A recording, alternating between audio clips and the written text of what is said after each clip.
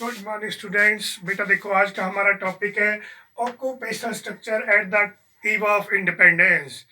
Independence के time पे हमारी जो ऑक्यूपेशन स्ट्रक्चर है बेटा, उसकी क्या पोजीशन थी। देखो बेटा, occupational structure refer to the distribution of working population across primary, secondary and service sector of the economy। बेटा ऑक्यूपेशन स्ट्रक्चर का मतलब है हमारी जो वर्किंग पॉपुलेशन है वो किस किस सेक्टर में एंगेज थी, कितने परसेंट प्राइमरी सेक्टर में एंगेज थी, कितने परसेंट सेकेंडरी सेक्टर में एंगेज थी और कितने परसेंट सर्विस सेक्टर में एंगेज थी। देखो बेटा, ये जो डाटा हमें गिवन है, जो जो टेबल हमें बेटा गिवन है, ये जो भी हमारा डाटा है 1951 के अकॉर्डिंग मैं आपको बताऊंगा। बेटा देखो, according to the data of 1951, देखो बेटा, प्राइमरी सेक्टर में हमारी पॉपुलेशन 72.7% एंगेज थी और बेटा सेकेंडरी सेक्टर में हमारी जो पॉपुलेशन है वो 10.1% एंगेज थी और सर्विस सेक्टर में बेटा जो हमारी पॉपुलेशन है वो 17.2% एंगेज थी। बेटा आपने इस टेबल को अच्छी तरह क्राइम करना है, अच्छी तरह लर्न करना है। देखो, प्राइमरी सेक्टर में हमारी पॉपुलेशन बेटा कितने परसेंट एंगेज थी, 72.7%।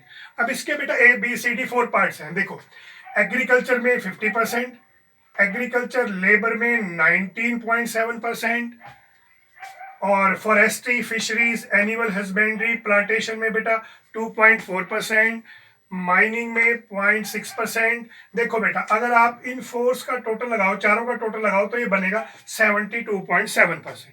ठीक है, हमारी प्राइमरी सेक्टर में बेटा कितनी पॉपुलेशन, कितने परसेंट एंगेज थी, 72.7%। उसको बेटा कितने पार्ट्स में डिवाइड किया गया है, 4। ABCD। एग्रीकल्चर में बेटा 50%, एग्रीकल्चर लेबर में 19.7%, forestry, fisheries, animal husbandry, plantation में बेटा 2.4%, माइनिंग में बेटा 0.6%। अगर बेटा आप इन चारों का टोटल लगाओ तो ये बनेगा हमारा 72.7%। ABCD की अगर टोटलिंग करोगे बेटा तो आपका बनेगा 72.7%। ऐसे ही बेटा सेकेंडरी सेक्टर में कितनी पॉपुलेशन, कितने परसेंट पॉपुलेशन एंगेज थी, सिर्फ बेटा 10.1%। अब 10.1 का बेटा डिस्ट्रीब्यूशन कैसे करेंगे। स्मॉल और लार्ज स्केल इंडस्ट्री में हमारी 9% पॉपुलेशन एंगेज थी बेटा और बिल्डिंग कंस्ट्रक्शन में 1.1%। अगर इसका टोटल लगाओ बेटा तो ये बनेगा 10.1%।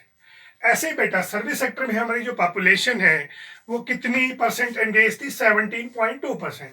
सर्विस सेक्टर को बेटा 3 पार्ट्स में हम डिवाइड करेंगे। ट्रेड और कॉमर्स में 5.2%, ट्रांसपोर्ट कम्युनिकेशन में 1.4%, अदर सर्विसेज में 10.6%। अगर बेटा आप तीनों का टोटल लगाओ तो ये बनेगा 17.2%। तो इन सब का टोटल हो गया बेटा जी 100%। ठीक है, इस टेबल को बेटा बिल्कुल आपने ध्यान से करना है। आगे देखो बेटा, at the time of independence बेटा हमारा जो ऑक्यूपेशन स्ट्रक्चर है कैसा था। देखो बेटा, अब बेटा हम अपने ऑक्यूपेशनल स्ट्रक्चर का कंपैरिजन करेंगे अदर फॉरेन कंट्री से, फिर आपको पता चलेगा हमारा occupation structure as compare to foreign country कैसा था। देखो बेटा, number 1, agriculture, the principal source of occupation. On the eve of independence about, देखो बेटा, 72.7% of the working population was engaged in agriculture। Independence के टाइम पे बेटा हमारी 72.7% पॉपुलेशन जो एग्रीकल्चर में एंगेज थी और जबकि देखो बेटा इंग्लैंड और अमेरिका में 2% थी, जापान में 12% पॉपुलेशन एग्रीकल्चर में एंगेज थी, जर्मनी में 4% पॉपुलेशन एंगेज थी, डिपेंड थी बेटा एग्रीकल्चर में। बेटा ब्रिटिशर्स के टाइम पे हमारी मैक्सिमम, हमें ब्रिटिशर्स ने क्या बना दिया, रॉ मटेरियल का सोर्स बना के रख दिया, एक्सपोर्टर बना दिया रॉ मटेरियल का और इंपोर्टर बना दिया बेटा किसका, फिनिश गुड्स का। तो बेटा हमें जब रॉ मटेरियल का एक्सपोर्टर बना दिया तो नेचुरली हमारी सारी पॉपुलेशन, हम कौन कौन सी एग्रीकल्चर करते थे बेटा, fine raw silk, raw cotton, Indigo, jute, इनकी हम एग्रीकल्चर बहुत हैवी क्वांटिटी में करते थे क्योंकि ब्रिटिशर्स ने बेटा हमें एक रॉ मटेरियल का एक्सपोर्टर ही बना के रख दिया था, रॉ मटेरियल का सोर्स ही बना के रख दिया था। तो नेचुरली हम बहुत ज़्यादा, हमारी पॉपुलेशन, मैक्सिमम पॉपुलेशन हमारी किस में इंगेज थी? एग्रीकल्चर में। और जबकि देखो बेटा आप, और इंग्लैंड और अमेरिका की 2% पॉपुलेशन एंगेज थी according to data of 1951। Japan की बेटा 12%, जर्मनी की बेटा 4%। और जिस कंट्री की बहुत ज़्यादा पॉपुलेशन एग्रीकल्चर पर डिपेंड हो, तो नेचुरली बेटा उस कंट्री की जो बाकी पॉपुलेशन है वो अदर सेक्टर में कम एंगेज है। देखो बेटा सिर्फ 10.1%, और सर्विस में सिर्फ 17.2%, जबकि एग्रीकल्चर में 72.7%। जिस कंट्री में बेटा इंडस्ट्री बहुत कम होगी या नहीं होगी, नेचुरली वो इकोनॉमी क्या कही जाएगी? बैकवर्ड।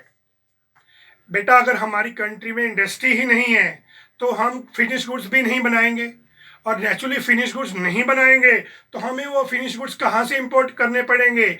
फॉरेन से। हम ब्रिटेन से फिनिश गुड्स इंपोर्ट करते थे at the time of independence. तो नेचुरली हमारी कंट्री बेटा इकोनॉमी क्या हो गई? बैकवर्ड हो गई। ये एक बहुत बड़ा कारण था हमारी इकोनॉमी के बैकवर्ड होने का। फिर देखो बेटा, जिस कंट्री में इंडस्ट्री नहीं होगी उस कंट्री में फिनिश गुड्स नहीं बनेंगे, और जिस कंट्री में फिनिश गुड्स नहीं बनेंगे वो कंट्री बैकवर्ड मानी जाएगी। और ब्रिटिशर्स के टाइम में हमारी इकोनॉमी 100% बैकवर्ड थी। देखो बेटा second point, industry N insignificant source of occupation.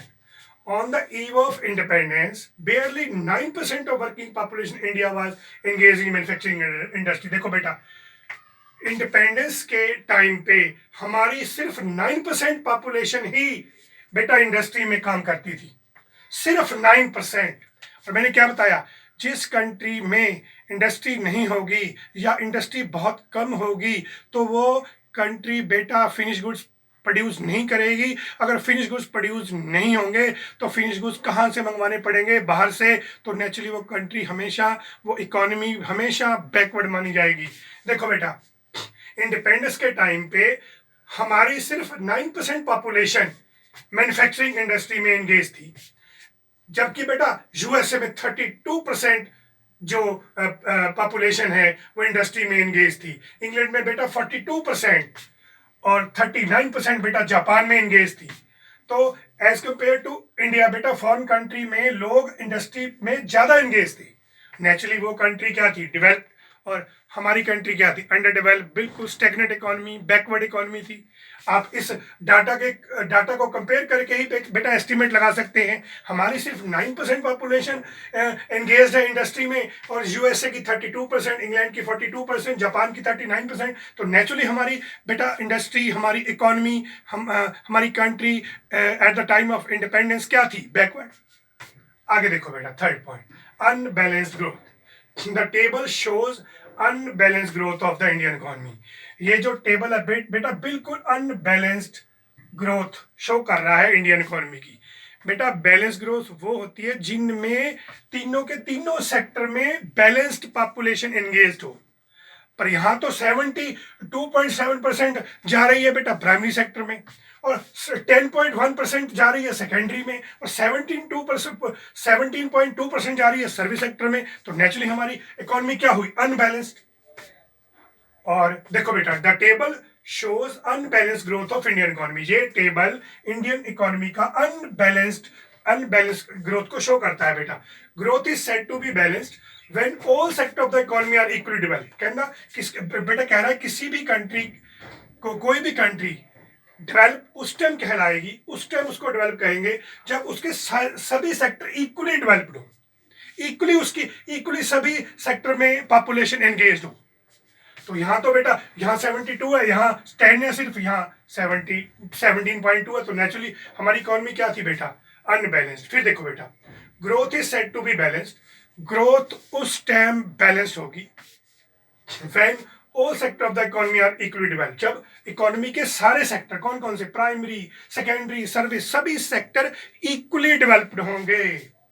In case of India, secondary and service sector were in their infant stage of growth. पर हमारे जो सेकेंडरी और सर्विस सेक्टर है, इनकी ग्रोथ बेटा बहुत कम थी। इनकी ग्रोथ अभी स्टार्ट ही हुई थी, और जिन सेक्टर की ग्रोथ अभी स्टार्ट होनी शुरू हुई है, तो नेचुरली वो बैलेंस ग्रोथ नहीं होगी उस कंट्री की, वो कंट्री डेवलप नहीं होगी, कि उसकी ग्रोथ अभी स्टार्ट हो ही रही है। परसेंट देखो बेटा कितनी कम है, तो इसका मतलब इसकी ग्रोथ बहुत ज़्यादा कम है। तो नेचुरली हमारी इकोनॉमी बेटा at the time of independence क्या थी, बिल्कुल क्या थी बेटा, बोलो, बैकवर्ड इकोनॉमी थी। बैकवर्ड इकोनॉमी इसे ही कहेंगे बेटा, जिस कंट्री में ज़्यादा पॉपुलेशन एग्रीकल्चर में एंगेज्ड हो, और बहुत कम पॉपुलेशन इंडस्ट्री में, और बहुत कम पॉपुलेशन सर्विस सेक्टर में इन्वॉल्व हो, वो इकोनॉमी बेटा बैकवर्ड इकोनॉमी है। और ये नहीं है कि बैकवर्ड हमारी इकोनॉमी को बैकवर्ड किसने बनाया बेटा, ब्रिटिशर्स ने हमारी इंडस्ट्री की ओर कोई ध्यान ही नहीं दिया। पहले हम बेटा वेल नॉन एक्सपोर्टर थे फिनिश गुड्स के, पर उन्होंने बेटा हमारी इंडस्ट्री की ओर ध्यान ही नहीं दिया। जो भी हम फिनिश, ठीक है बेटा, जब वो इंडिया में आए तो हमारी इंडस्ट्री की ओर कोई ध्यान नहीं दिया। उससे जो भी प्रॉफिट होता था उसको हमारी इंडस्ट्री में री इन्वेस्ट किया ही नहीं बेटा उन्होंने। जब री इन्वेस्ट नहीं किया तो हमारी इंडस्ट्री धीरे धीरे धीरे बेटा क्या हो गई, खत्म हो गई। और हमारी इकोनॉमी जो एक डेवलप इकोनॉमी मानी जाती थी अंग्रेजों के आने से पहले, अंग्रेजों के आने के बाद एकदम से बैकवर्ड इकोनॉमी हो गई। ठीक है बेटा, और हमारी इंडस्ट्री को उन्होंने तबाह कर दिया। इसलिए हमारी इकोनॉमी, हमारा ऑक्यूपेशन स्ट्रक्चर भी बेटा at the time of independence क्या था, बिल्कुल उसकी पोजीशन खराब थी। वो आप बेटा इस डाटा से देख सकते हैं। और यही था बेटा आज का हमारा टॉपिक। ओके बेटा, बाय, सी यू बेटा।